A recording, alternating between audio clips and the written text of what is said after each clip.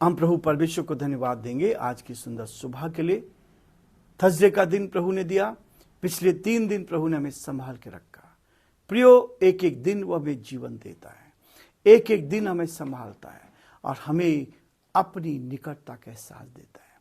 मैं आप सभी का स्वागत और वेलकम करता हूं आज के सुबह के डिवोशन में। रोमियो का अध्ययन चल रहा है और आज हम आगे बढ़ेंगे। जो कल हमने छोड़ा था 6 पद से आगे हम आज बढ़ना चाहते हैं। हम दुआ करेंगे ताकि प्रभु की आशीष हम पर बनी रहे। जीवते और सच्चे विश्वास के योग्य परमेश्वर, हमारा हृदय आपके प्रति धन्यवाद से भरा है प्रभु जी कि आपने हम पर दया की। आपके हाथ को देख पाए, आपकी सामर्थ को देख पाए, आपकी शक्ति को देख पाए। धन्यवाद हो, आपने संभाला। हे दयालु, हे सामर्थ्य विश्वास के परमेश्वर, हम प्रार्थना करते हैं हमारे देश के लिए, देश के प्रधानमंत्री के लिए, राष्ट्रपति जी के लिए प्रार्थना करते हैं, उनको भी संभालें। आपका हाथ उनके साथ भी बना रहे ताकि परमेश्वर वो भी आपके नाम में आगे बढ़ते जाएं और आपकी महिमा का बन सके। बड़े आदर के साथ इस पूरे डिवोशन को आपके हाथों में सौंपते हैं। सारी महिमा आपको देते, विनती को यीशु के नाम से मांगते हैं, आमीन।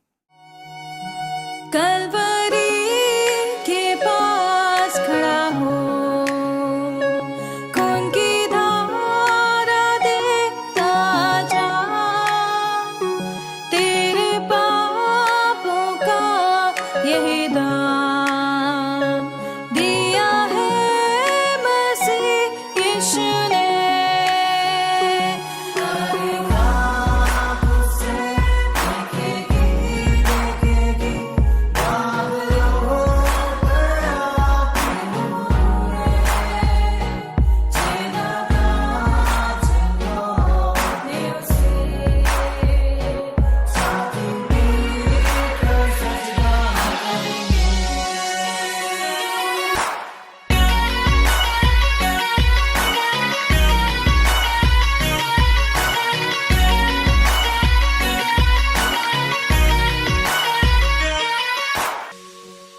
ये हुआ सब तेरे लिए, तूने भी उसे छेड़ा था, फिर भी प्यार से वो बोला था, जाता क्यों नहीं तू उसके पास, फिर भी प्यार से वो बोला था, जाता क्यों नहीं तू उसके पास।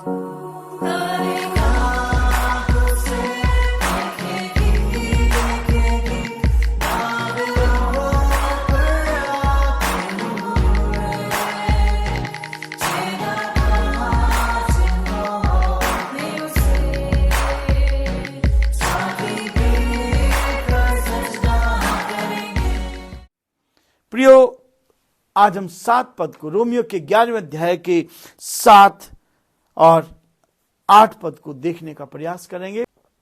परमेश्वर का अनुग्रह हम पर है, लेकिन 7 पद कहता है इसलिए परिणाम ये क्या हुआ। उसका अनुग्रह हमारे ऊपर है तो क्या उसका नतीजा हुआ, क्या उसका निष्कर्ष निकला, हम किस बात की ओर जा रहे हैं, उसका हमारे लिए क्या प्रभाव पड़ता है, परिणाम क्या हुआ। यह कि इस्राएली जिसकी खोज में थी वह उनको नहीं मिला। परमेश्वर अनुग्रह करता है लेकिन उस अनुग्रह को तुच्छ जानते हैं। इस्राएलियों ने बहुत बार, यहूदियों ने बहुत बार क्या किया, परमेश्वर के अनुग्रह को तुच्छ जाना और इसलिए उन्होंने क्या किया। यहां लिखा इस्राएली जिसकी खोज में थे वह उनको नहीं मिला। आज भी वो इंतजार कर रहे हैं। वो कहता है मैं अपनों के घर आया लेकिन अपनों ने उसको ग्रहण नहीं किया। लोग कहते हैं विदेश से ये संदेश आया। नहीं प्रियो, जब हम इज़राइल देश में थे, नासरत में गए, यरीहो में गए, अलग अलग स्थानों पर गए, वहां हमने देखा कि यीशु मसीह का जन्म तो एशिया माइनर में हुआ है, एशिया में हुआ है। इज़राइल देश एशिया में आता है उसका जन्म बैतलहम में हुआ है, यरूशलेम में वो रहा है। और हमारा देश भारत भी आनंद की बात है कि एशिया में आता है। हमारे देश के सारे प्रदेश भिन्न भिन्न भाषा बोलने वाले हैं। मराठी, गुजराती, तमिल, अलग अलग तरह के सारे प्रदेशों में आप देखेंगे। पंजाब में जाएंगे पंजाबी आपको मिलेगी, राजस्थान में जाएंगे राजस्थानी, और ये पूरा देश सारे स्टेट को मिलाकर एक हिंदुस्तान बनता है। और हिंदुस्तान के साथ एशिया के सारे देश मिलकर एक एशिया को प्रदर्शित करते हैं। इसलिए प्रियो, परमेश्वर का वचन कहता है कि ये संदेश तो एशिया से आया, वो अपनों के घर आया, इज़राइल में पैदा हुआ, इज़राइलियों ने उसको कबूल नहीं किया। और वो कहता है जिसकी खोज में थे वह उनको नहीं मिला, परंतु चुने हुओं को मिला। उनमें से जो लोग चुने गए उनको मिल गया है। जिसके पास यीशु है उसके पास जीवन है। जिसके पास परमेश्वर का पुत्र यीशु मसीह है उसके पास जीवन है। और प्रियो, ये जीवन है तो अनंत काल का जीवन देता है, वो हमेशा की जिंदगी देता है। और इसलिए कहता है परंतु चुने हुओं को मिला और शेष लोग कठोर किए गए। आज भी बहुत सारे लोग इस बात को मानने के लिए तैयार नहीं है, सच्चाई को कबूल करने के लिए तैयार नहीं है, यीशु मसीह के नाम को लेने के लिए तैयार नहीं है। यीशु मसीह का नाम सब नामों में श्रेष्ठ है, क्योंकि यीशु मसीह ने ही मेरे और आपको बचाने के लिए उस कलवरी के क्रूस पे अपना प्राण दिया। इसलिए प्रियो, आज इस थर्सडे के दिन मैं आप सबको प्रोत्साहित करना चाहूंगा कि आप अपने गुनाहों से तौबा करें, क्योंकि केवल यीशु मसीह के पास ही उसने संदेश दिया है। उसने कहा मार्ग, सत्य, जीवन मैं ही हूं, बिना मेरे द्वारा कोई भी परमेश्वर पिता के पास नहीं पहुंच सकता।